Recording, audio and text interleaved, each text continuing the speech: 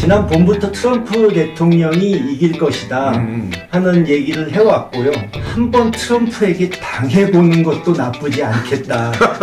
제가 트럼프 쪽이 이길 거라고 봤던 이유 중에 하나가 이 사람들에게 4년 전보다 지금 당신의 생활이 나아졌습니까? 60% 이상이 그렇지 않다, 노다. 먼저 우리 한국 입장에서 얘기했을 때 트럼프는 비즈니스맨입니다.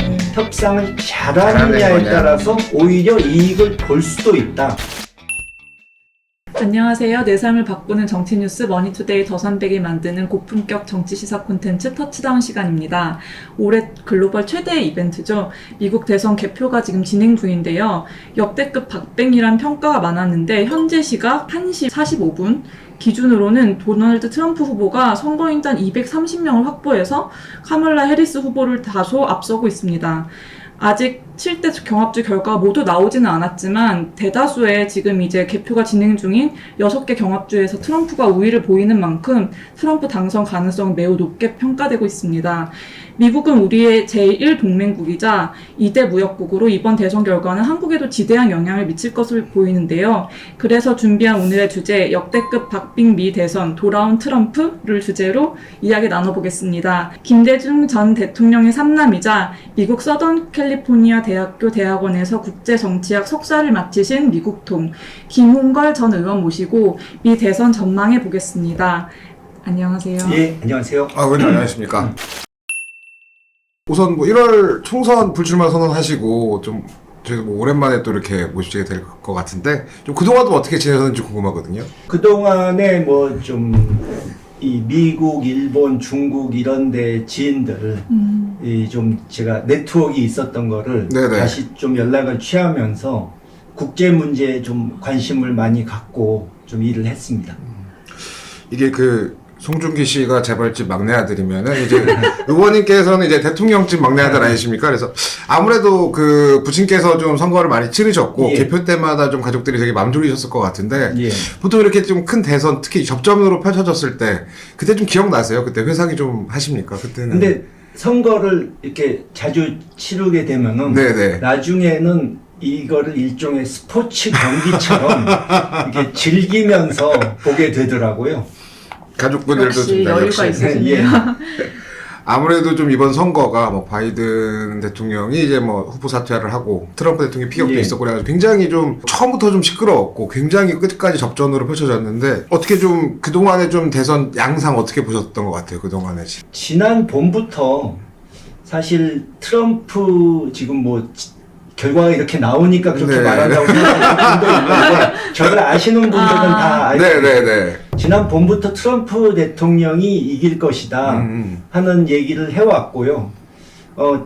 얼마 전에 바이든 대통령이 그만두고 해리스 후보로 바뀌었을 때도 그것 때문에 트럼프 대통령이 지지는 않을 것 같다 하는 생각을 했어요. 왜냐하면 바이든 대통령이 사실 4년 전에 당선이 됐을 때 이제 저 사람이 나이가 많으니까 재선 출마를 못할 수도 있을 것이다.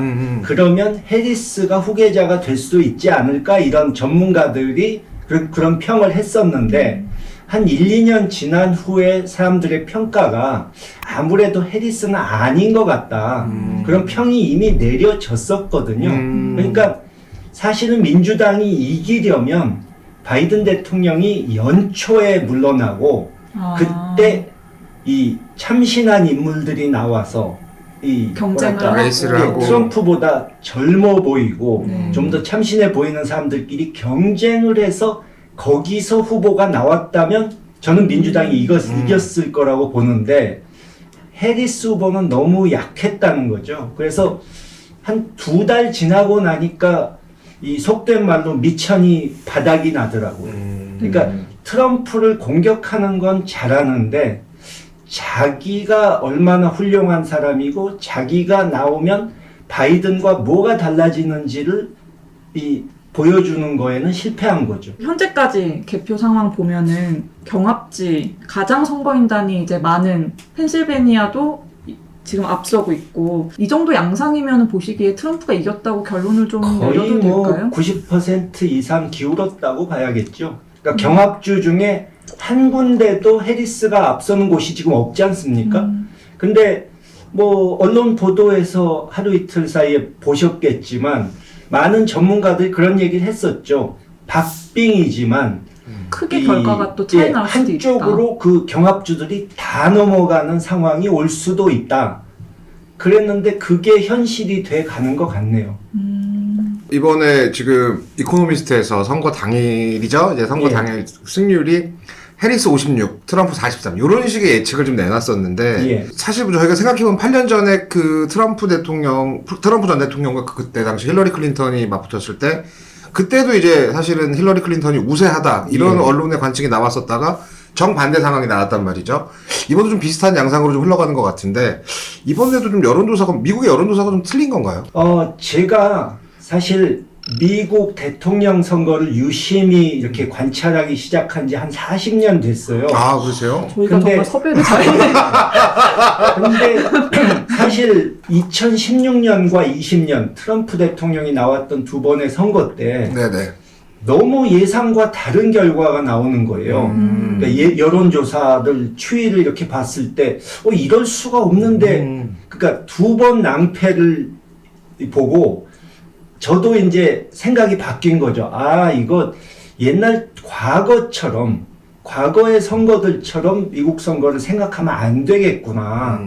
트럼프는 뭔가 다르구나 하면서 소위 샤이 트럼프란 말을 많이 했지 않습니까? 근데 요 근래 이제 트럼프가 대통령 한 번 했고 이제 정치권에서 자리를 굳혔기 때문에 전문가들이 더 이상 샤이 트럼프는 없다. 또 여론조사 기관들이 보정을 많이 했고 이제 두 번의 실패 경험으로 예전과는 기법이 달라졌기 때문에 수문표를 다 찾을 수 있을 것이다. 뭐 맞아요. 트럼프를 그런 얘기가 오히려 많았는데. 과대평가했을 수도 있다. 이렇게 말을 했는데 트럼프 지지한다는 말하기가 창피해서 말 못하는 샤이 트럼프는 줄었는지 몰라도 그렇지 않은 다른 종류의 수문표는 그대로 있었다는 게 지금 드러나고 있는 거죠. 그게 뭐냐 하면 주류 언론의 80% 이상이 반 트럼프를 싫어하기 때문에 그렇죠. 폭스 예. 정도를 제외하면. 그렇죠. 그렇기 때문에 트럼프가 가는 곳마다 언론 보도 믿지 마라. 다 가짜 뉴스다. 이런 식으로 말을 해왔거든요.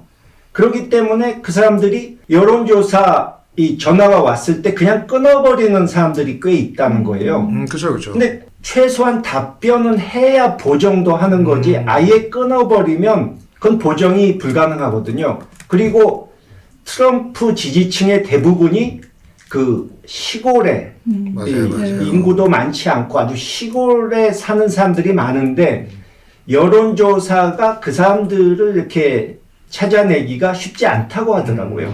제가 사실 이제 제 되게 친한 친구가 지금 모 이제 종편 언론사에 뉴욕 특파원으로 나가 있는데 예. 그 현지 막 분위기를 막 이제 썼더라고요. 자기 SNS에. 그래가지고 누가 되는 거야? 제가 이렇게 물어보니까 트럼프가 될 것 같다. 예. 확실히 분위기가 너무 다르다는 거예요. 그 이제 그런 민주당의 PC주의에 대한 분노 이런 것들이 막 그 유세 현장에서 엄청 폭발력이 크고 이런데 정말 그 미국의 주류 언론들은 그런 거 하나도 보도를 안 한다. 여기에서 이런 열기나 이런 건 안 하고 뭐 최근에 레토릭. 를 예, 입고 예, 섬에서 뭐 이제 쓰레기다, 뭐 뭐. 그런 문제 예, 그런 예. 것만 크게 보도가 되더라. 예. 그래서 왜 트럼프가 주류 언론을 싫어하는지 알겠다 이렇게 얘기를 하더라고요. 그래서 현장 분위기는 꽤나 사실 있었던 것 같아요. 그런 분위기가. 미국 그 언론 보도, TV나 이 다른 매체들 이렇게 보고 있으면 이게 도대체 내가 알던 그 미국이 맞나 하는 생각이 들 정도로 제가 80년대, 90년대에 미국에 있었기 때문에 그렇죠, 그렇죠. 그러니까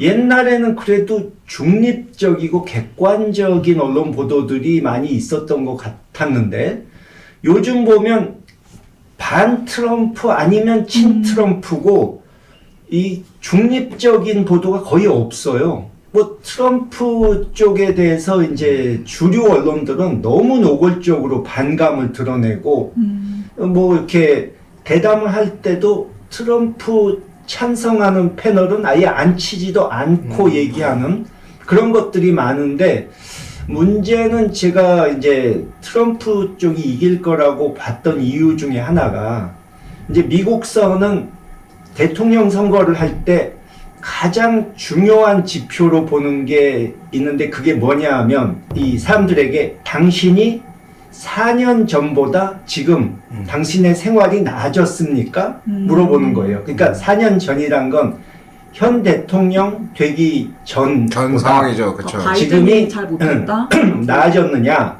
그걸 물어봐서 부정적인 답이 많으면은 집권당이 진다는 거죠. 근데 이번에 보니까 60% 이상이 그렇지 않다, 노다. 근데 경제 전문가들은 이제 지표만 놓고 이거 미국 경제 지금 정말 튼튼한데 주식 시장도 좋고 그렇죠.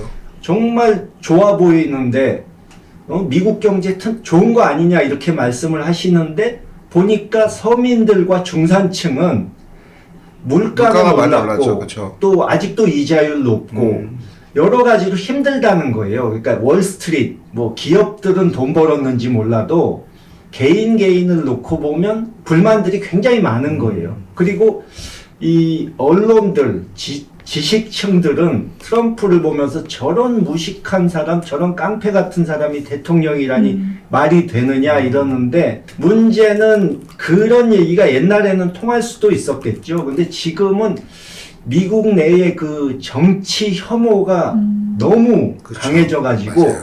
기존 이 기성 정치인들에 대한 이 비호감이 높아졌어요. 그래가지고 아니 뭐 트럼프 무식하다 그러는데 유식해 보이고 점잖아 보이고 신사같이 보이던 정치인들한테 우리가 표를 줬더니 말만 번지르르하게 하고 나아지는 건 하나도 없더라. 효능감이 없다. 무식해 보여도 우리는 트럼프에게 표를 주겠다. 이렇게 나오니까 뭐 농민들, 노동자들 그렇게 나오니까 이걸 어떻게 설득할 방법이 민주당이 없는 거예요. 그러니까 심지어 아까 뉴욕 말씀하셨는데 이제 트럼프의 이 좀 적대적인 뉴욕 타임스 기자가 이 트럼프 지지자를 붙잡고 트럼프가 뭐 막말한 거, 거짓말한 거 이런 거를 막 얘기하면서 왜 그런데도 당신은 이런 거짓말쟁이를 좋아하느냐 이러니까 그 사람 답변이 그 사람은 그래도 우리 기분 좋으라고 거짓말이라도 해주잖아요. 그러더라는 거예요. 이렇게 나오면 설득할 방법이 없어요. 그렇죠. 저희가 이제 뒤에 이제 질문하려고 했던 것들까지 많이 워낙 좀, 말씀을 많이 해주셔가지고 좀 그렇다면 트럼프가 만약에 이번에 승리를 한다면 트럼프의 개인기 트럼프가 잘해서라기보다는 약간 조 바이든 그렇죠. 행정부에 대한 좀 어떤 좀 실책이나 이런 것들 때문이라고 보시는 걸까요? 예, 그러니까 좀 해리스 후보의 결정적인 문제는 뭐 본인이 큰 어떤 매력이 없다는 것도 있지만 바이든 대통령의 부통령을 지냈기 때문에 하나도 차별화를 할 수가 없었던 거예요. 그렇죠. 그러니까 좀 아까 얘기한 대로 젊고 참신한 후보가 나와서 민주당이지만 바이든과는 약간 차별화를 하겠다 이랬으면은 달랐을 수도 있어요. 근데 해리스 후보는 모든 바이든 정권의 짐을 모두 자기가 지고 가야 되는 입장이라 얼마 전에 뭐 인터뷰에서 바이든 정권이 했던 것을 만약에 당신이 대통령이었으면 뭘 다르게 했겠느냐 물어보니까는 없다 이랬다는 거예요. 그거는 좀 문제가 있죠. 사실 부통령이라는 자리는 미국에서 이제 여러 자리 중에 가장 어떻게 보면 존재감도 없고 하는 일도 크게 없는 그런 자리에서 어떻게 보면 갑자기 신데렐라처럼 한 3개월 전에 이제 민주당 대선 후보가 됐잖아요. 이 해리스가 어떻게 보면 여성이자 또 유색 인종이어서 이 부분도 사실 미국이 굉장히 보수적인 국가고 좀 되게 어려울 거다 이런 사실 평가가 있었던 반면 또 어떻게 보면 유색 인종인의 미국의 차지하고 있는 비율도 높기 때문에 이 부분은 좀 어떻게 작용했을 거라고 보시는지 궁금해요. 아직 결과를 다 보진 못했지만 여론조사를 보면 보통 민주당이 흑인 표의 거의 90%, 또 히스패닉 표의 70% 정도를 가져왔거든요. 그래서 히스패닉들이 계속 저렇게 늘어나면 공화당 집권 앞으로 못할지도 몰라 이런 말이 10여 년 전에는 있었어요. 근데 이번에 여론조사를 보니까 흑인 표에서 한 10% 이상 히스패닉 표에서도 한 15% 정도를 해리스 후보가 덜 받는 걸로 나오더라고요. 근데 정말 트럼프 후보가 영악하고 교활한 후보인 게 갈라치기를 아주 잘했어요.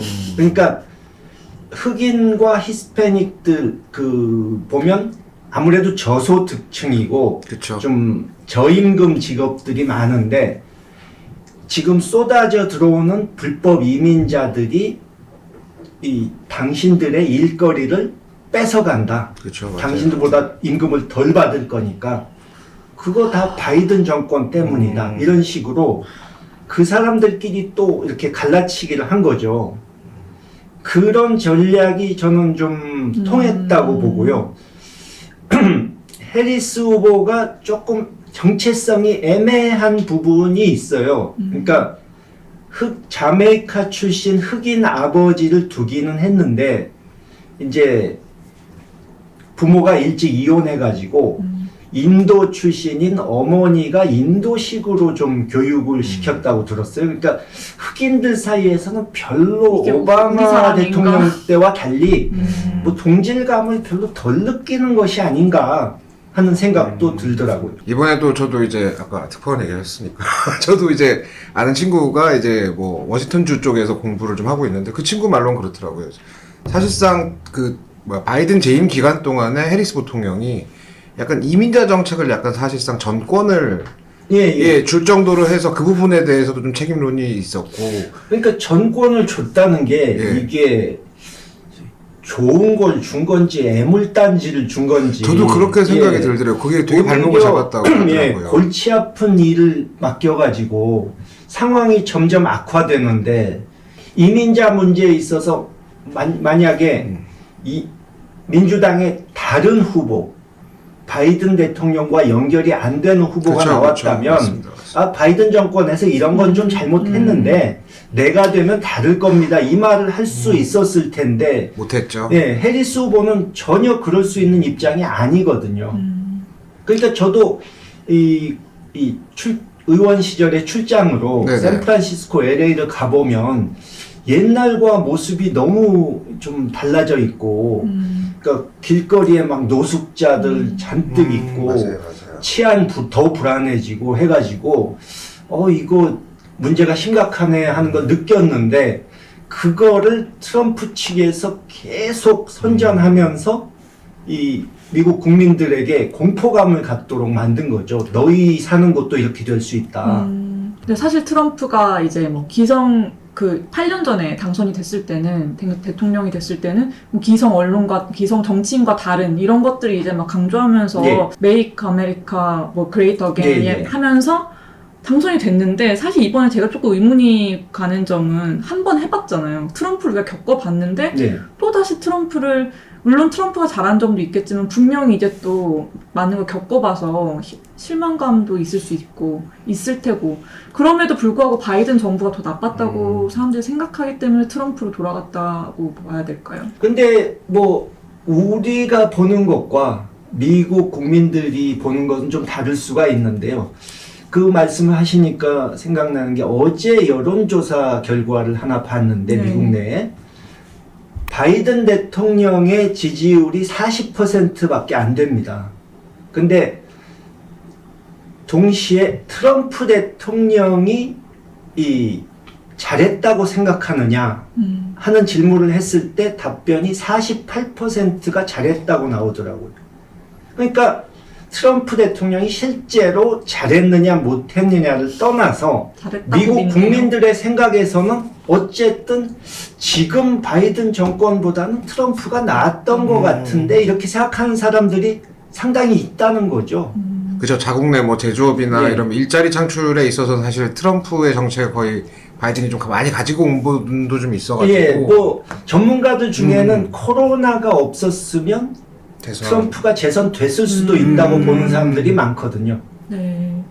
근데 뭐 사실 다 알지만 트럼프의 어떤 그 막말이라든지 그러한 어떤 부분은 사실 이제 많은 또 장점을 가리는 부분도 있고 그리고 이제 미국이 사실은 뭐 전 세계적으로 이제 1등 국가인 것은 단순히 그 경제력뿐만이 아니고 이제 전 세계를 선도하고 어떤 이념적인 그런 부분도 있는데 이제 또 앞으로 어떤 뭐 보호무역, 자국 보호무역주의나 이런 걸 어떻게 할지는 모르지만 이게 굉장히 좀 사실 우려도 있잖아요. 트럼프가 이제 다시 미국을 이제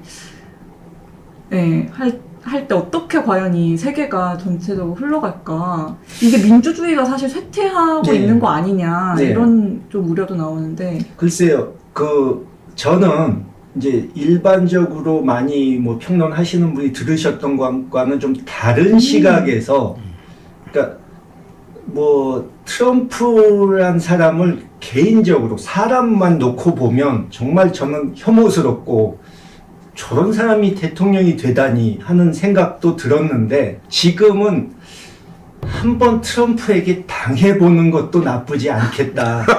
그러니까 아주 역설적으로 말씀을 드리는 그렇죠. 건데 철학자 니체가 한 말이 있어요. 너를 죽이지 않는 것은 너를 강하게 만들 것이다. 무슨 고난이든 그것 때문에 죽지만 않으면 나중에 너에게 약이 되고 교훈이 돼가지고 너를 더 한 단계 발전시킬 거다 하는 뜻인데 먼저 우리 한국 입장에서 얘기했을 때 이 뭐 무역이라든가 이런 방위비 분담금이라든가 이런 면에서 트럼프가 무리한 요구할 수 있어요. 근데 그거를 이거 꼼짝 못하고 당하는 거 아닌가 이렇게 생각할 필요가 없어요. 트럼프는 비즈니스맨입니다. 네. 그러니까 무슨 무리한 요구를 해도 그거를 다 받아낼 수 있다고 하는 게 아니고 이렇게 세게 나오면 최소한 절반은 주겠지 하는 그게 있고 내가 이렇게 강하게 나가면 저쪽에서도 뭔가 대가를 내놓겠지 하는 게 있거든요. 그러니까 우리가 줄 건 주더라도 그걸 손해본다고 생각하지 말고 반대로 다른 거에서 받아내면 되는 거예요. 유형의 자산을 내주더라도 무형의 이익을 또 얻을 수도 있는 거고 다른 면에서. 왜냐? 그게 왜 가능하냐?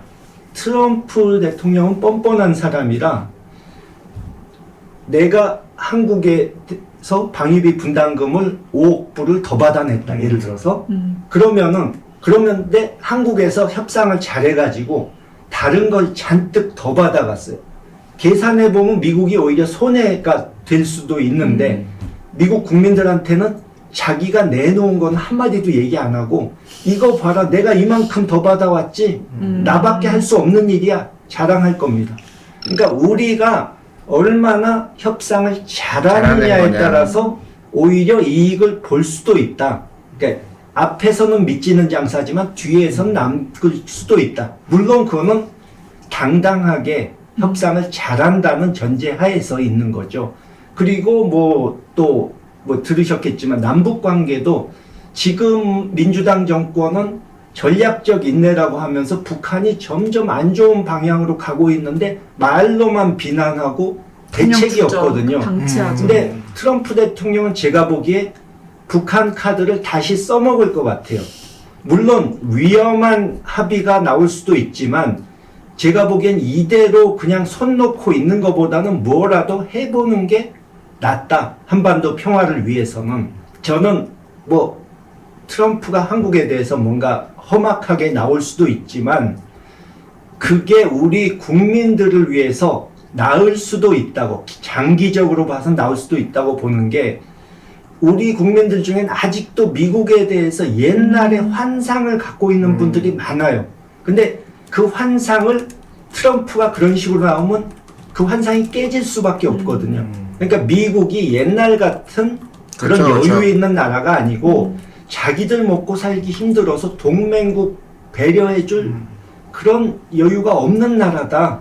이제는 우리도 당당하게 미국을 대해야 된다. 거래를 해야 된다. 요구할 건 하고. 그거를 우리 국민들이 깨달을 수 있다면 트럼프가 우리에게 좀 손해를 끼쳐도 장기적으로는 유익하다. 저는 그렇게 보는 그 거고. 부분을 국민들이 알 필요가 굉장히 있다고 보시는 거예요. 그리고 미국 이 국민들도 지금 정말 아까 말씀하신 대로 정치 혐오가 강해져서 홧김에 일 저질러 버린다고 트럼프라는 사람을 뽑았는데 한 2, 3년 지나고 나면 후회를 할 겁니다. 미국에서도요. 그러니까 한마디로 한번 혼이 나 봐야 예, 예. 정신을 차리고 전 한번 이미 혼이 난 정상으로 것 같은데 돌아올 수 뜨거워서. 있다. 저는 그렇게 봅니다. 혼났던 미국인들이 네. 약간 한번 이번에는 그러니까 까먹은 거 아니야? 안감을 떨어가지고 충격 요법이 필요하다 이거죠.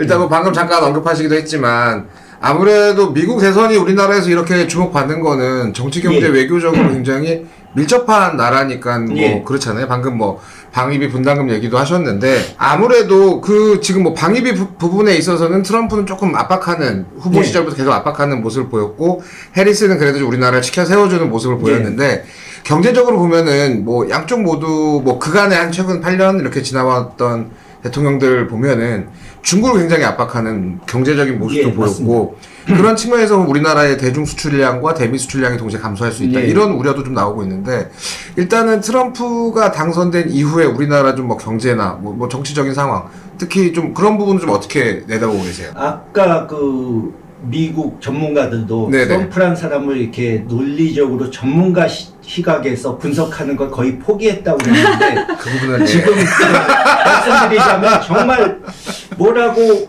이 한마디로 예측하는 게 말하기가. 의미가 맞아요. 없는 것이 중국 압박 문제도 민주당이나 공화당이나 똑같이 하지만 오히려 중국 측에서는 아까 말씀드린 대로 거래가 가능한 트럼프가 나을 수도 있다고 보고 있어요. 여긴 뭐 바이든이 그러니까- 원체 또 공세적으로 예. 했으니까 그러니까 관세를 대폭 올린다는 게 이게 말이 쉽지 미국 사람들이 쓰는 소비재가 중국서 오는 게 엄청나게 많은데 그럼 그 가격이 다 올라가는데 그걸 과연 할 수 있을까? 또 이렇게 겁주다가 중국에서 우리가 저 옥수수랑 콩 브라질에서 사오던 거 미국 거 사줄게 이런 식으로 타협안을 제시하면 또 트럼프가 받을 수도 있는 거고 그러니까 변수가 너무 많은 거죠. 또 우리 경우도 아까 말씀드린 대로 그런 관세 부분 네네네. 그게 협상이 가능하다고 저는 보고 있고요.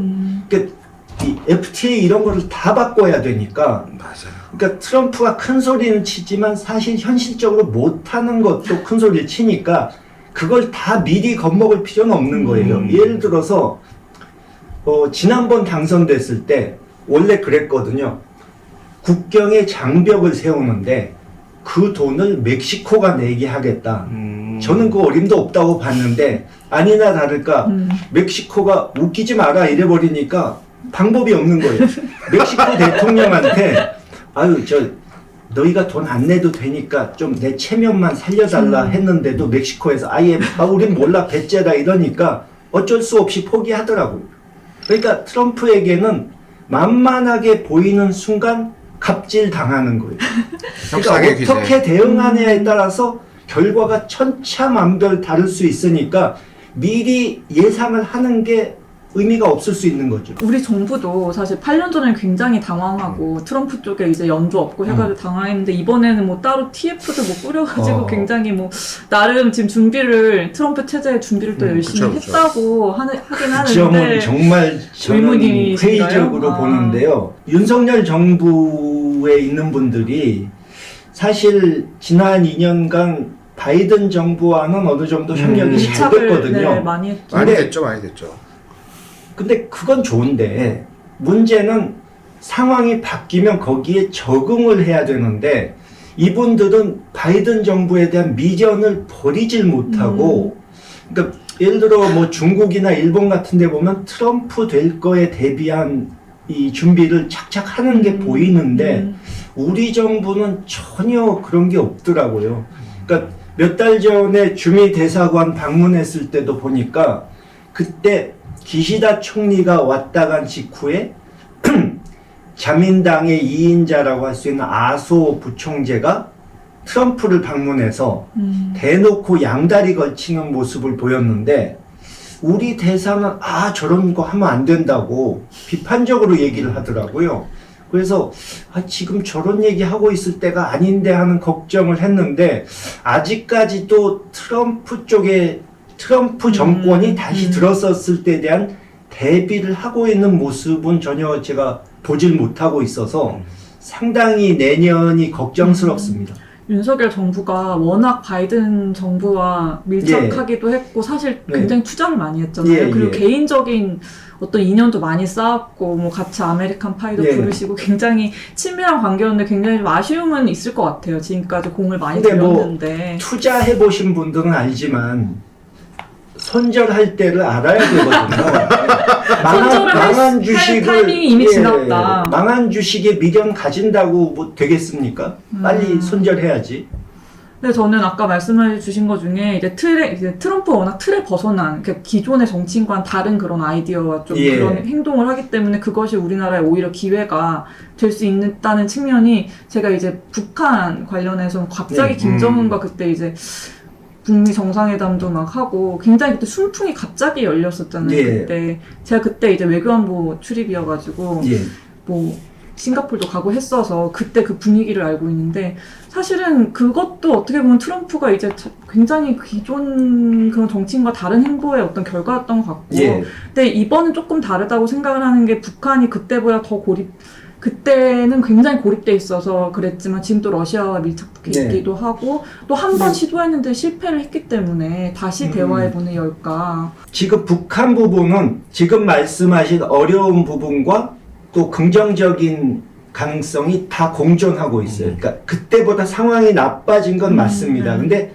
러시아와 협력하는 부분은 꼭 그게 마이너스 요인만은 아닙니다. 왜냐하면 트럼프가 푸틴하고 사이가 나쁘지 않고 또 우크라이나 전쟁을 트럼프가 반대를 십중팔구 빨리 끝내게 만들 것이 분명하기 때문에 북한은 지금 트럼프 오기만을 바라고 있었어요. 그러니까 지금 뭐 제가 다 밝힐 수는 없는데 북쪽 사람들이 정말 학수고대를 하더라고요. 트럼프가 오기를. 근데 저도 처음에는 이해를 못했는데 아마 트럼프가 워낙 이 뭐랄까 속된 말로 사기꾼 기질이 있다 보니까 김정은 이 위원장에게 헤어질 때 뭔가 미련을 갖게 만드는 약속을 뭔가 이 낚시 미끼를 던져놓고 헤어지지 않았을까.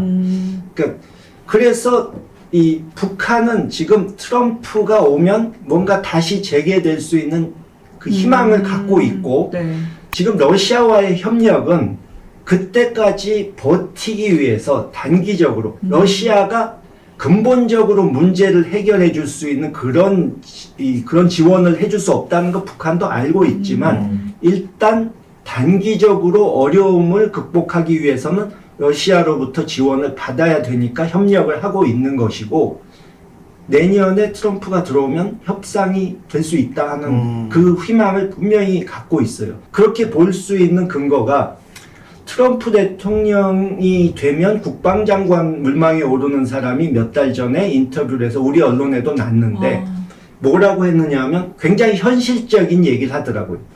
그동안에는 북한에게 비핵화를 전면적으로 하루아침에 다 하라고 요구를 해왔는데 이제는 북한의 핵능력이 너무 고도화돼서 하루아침에 없앤다는 게 불가능해졌다.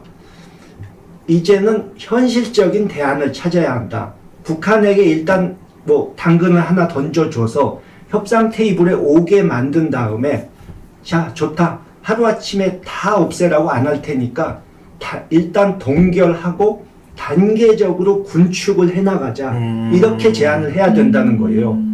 근데 그게 현실적인 대안이기도 하지만 북한에서도 흥미를 가질 만한 이 아이디어거든요. 정상적인 국가로의 좀 복귀를 바라고 있는 좀 심리가 아무래도 북한한테 있으니까 일단 뭐 조금 다른 관점에서 보자면은 사실 최근 한 10년 15년간의 우리나라 대통령과 미국의 이제 보면 민주당계와 공화당계가 이제 엇갈린 경우가 많았는데 부친께서 이제 재임 중에는 공교롭게도 민주당의 빌 클린턴의 임기 후반기와 그 조지 W 부시 대통령의 임기 초반기를 되게 같이 딱 반반 나눠서 이렇게 임기를 치르셨더라고요. 아무래도 최근에 우리나라 대통령 중에 가장 딱 균형감 있게 민주당과 공화당을 겪으셨던 게 이제 김대중 전 대통령 같은데 뭐 당시에 좀 어떤 뭐 부친께서 뭐 그런 말씀 같은 건 하지 않으셨나요? 무슨 그때 김정일 위원장이 워싱턴 방문을 하기로 돼 있었다가 그걸 한두 달 앞두고 공화당 부시 후보로 정권이 넘어가는 바람에 그게 무산됐지 않습니까? 네. 그래서 그건 두고 정말 아쉬운. 한이 됐죠. 한반도 평화를 네. 이 영구적으로 이룰 수 있는 기회가 없어진 거니까. 근데 저는 김대중 대통령께서 이 하셨던 일 중에 뭐 그렇게 드러나진 않지만 오히려 이 6.15나 그런 것보다 더 큰 업적이라고 할 수 있는 게 그 다음에 들어선 부시 대통령이 굉장히 호전적으로 나와가지고 당장 북한을 폭격이라도 할 것처럼 했을 때 그 사람을 정말 1년 이상 끈질기게 설득을 해가지고 한국 왔을 때 그 북한으로 넘어가는 그 도라산 역에 가서 평화의 메시지를 내놓게 만들고 협상으로 북핵 문제를 해결하자고 육자회담을 하게 만든, 또 일본의 고이즈미 총리를 북한을 방문하게 만든, 그것이 정말 진짜 큰 업적이 아니었나. 외교적으로 정말 어려운 걸 해낸 거다 이거죠.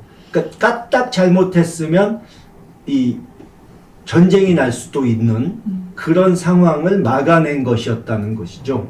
근데 보면은 기회가 있을 때마다 뭔가 이상하게 어긋나는 걸 보면 이게 뭐 하늘이 한반도 평화가 이루어지는 걸 원치 않나 하는 정말 생각이 들 때도 있고, 또 그만큼 어려운 과제라는 걸 절망적인 생각이 들 때도 있는데 점점 지금 풀어가기가 어려워지고 힘든, 있죠. 그러니까 북한이 옛날과는 달라져서 네. 이제 두 개 국가다, 이제 네. 같은 민족도 아니고 통일할 필요도 없고 이렇게 나오는 게 다루기 힘들어진 거는 맞아요. 그러니까 김정은 위원장도 우리나라 MZ세대처럼 이제 뭐 민족이니 통일이니 이런 거에 대한 관심이 적은 거예요. 근데 대신에 뭐 또 거기에 우리는 거기에 맞는 맞춤형 해법을 내놔야 되는 거죠. 옛날 같은 평화통일 정책으로는 안 되고 이제는 또 새로운 방법을 찾아내야 되는데, 저는 어떻게 보면 트럼프 대통령이 절대 평화주의자도 아니고 한반도 평화를 위해서 북한하고 협상하겠다는 것도 아니지만 그 사람이 자기의 공명심, 자기의 뭐 어떤 이기적인 욕심으로 한다 하더라도 방향만 좋은 방향으로 가면 또 좋은 결과가 나올 수도 있다고 봅니다. 결과적으로는 어떻게 보면 거래로서 서로 원하는 걸 주고받는 거래로서 평화가 이루어질 수도 있는 거니까요. 저희 대화가 이제 거의 종반부로 가고 있는데, 만약에 이제 트럼프 당선이 이제 확정이 된다면 이번 좀 대선의 시대 정신이 좀 뭐였다고 평가를 하실지 궁금해요. 좀 정리를 하는 의미에서 사실은 두 후보의 굉장히 달랐잖아요. 계속 해리스는 뭐 통합을 이야기하고 갈라치기 안 된다 이런 얘기를 했는데, 사실은 트럼프는 시종일관 사실 뭐 국익 추구 외치고 이 부분이 결국에 만약에 트럼프의 승리로 귀결이 된다면 좀 결국에 미국인들은 뭘 선택한 것인가? 그러니까 미국 사회가 그만큼 각박해지고 좀 여유가 없어졌다는 뜻이죠. 그 우리가 코로나 때도 미국의 그 혼란스러운 상황, 그 수많은 사람들이 이렇게 죽어나가는 그런 상황, 그 관리가 안 되고 하면서, 아니 미국이 선진국인 줄 알았는데 우리보다도 못하네 이런 생각을 하게 됐지 않습니까? 근데 민주당이나 공화당이나 이제 깨달아야 될 것은 과거와 같은 정치로는 이제는 안 된다. 그러니까 서민과 중산층이 완전히 정치인들을 혐오하는 지금 상황이 돼버렸기 때문에 트럼프 같은 선동가가 대통령이 되는 최악의 상황이 온 건데, 이제는 뭐 점잖게 빼있고 공자왈 맹자왈 좋은 소리만 하는, 유식한 척만 하는 그런 정치로는 이제 통하지가 않는다.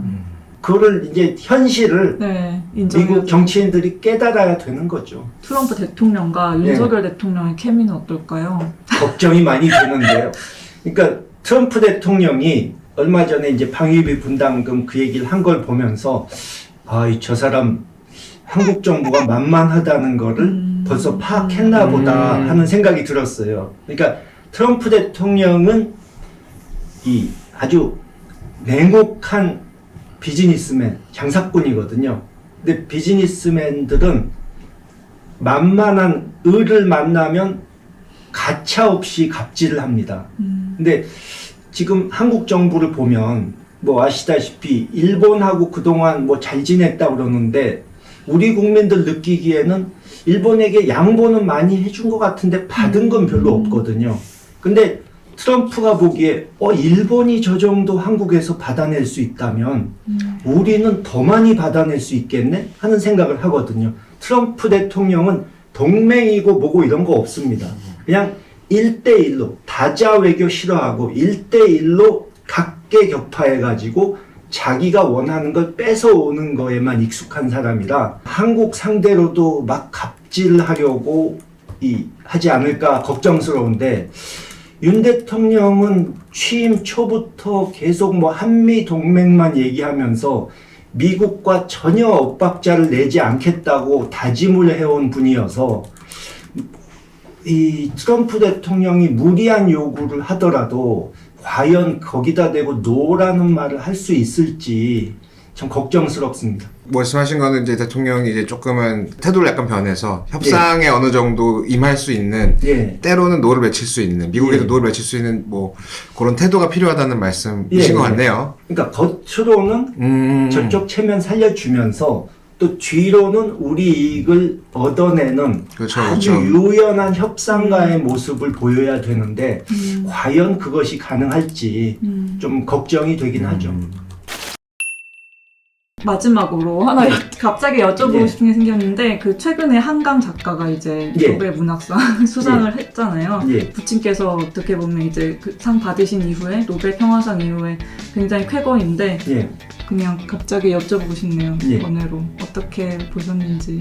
저는 꼭 이거를 무슨 국위선양 이 차원에서만 보고 싶지는 않고요. 우리 이 문화가 조금씩 해외에 제대로 이제 보급이 되고 홍보가 되고 하니까 자연스럽게 이루어진 일 아닌가 하는 생각이 듭니다. 그러니까 김대중 대통령께서 그 문화산업진흥을 98년 그 외환 위기 때 처음 말씀하셨을 때 사실 많은 사람들이 우리가 어느 세월에 문화로 세계에 진출하나 경제라면 몰라도 또 외환위기 상황에서 뭐 그런 걸 할 수 있을까? 의문을 가졌었는데 제가 어렸을 때부터 우리 문화에 대한 자부심을 굉장히 많이 말씀하셨었거든요. 근데 그게 이제 점점 열매를 맺어가는 것 같다 하는 생각이 듭니다. 네, 네, 감사합니다.